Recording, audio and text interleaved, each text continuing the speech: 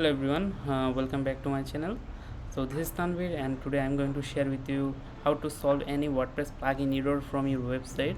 So as we know that when we install WordPress by using Softacolas or manual installation, the login WordPress admin login page is the domain.com/wp-admin.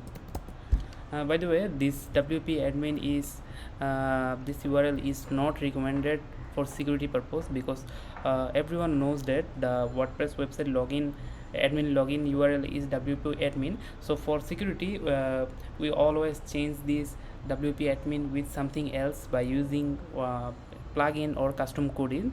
For my case, I used one plugin to change this URL, and then later I forgot which uh, which keyword or which slug I was using. So let me show you how to fix this error. So as you can see, when I click on this URL, it's written 404 because I replace it with something else, and I don't know which one I was using. So to solve this issue, first you have to log into your cPanel. So for this domain I was using HostGator. So let me launch cPanel first.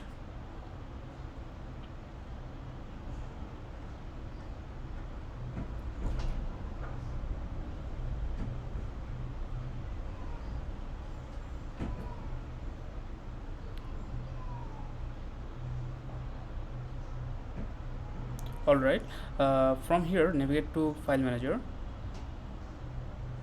and then you will see there are two domains. So for my case, as you can see, my domain name is paintings.thedailysms.com. please keep in mind that this is demo website, so don't think anything else. Okay, so let me click on this domain name. So you will see that there is a WP content section.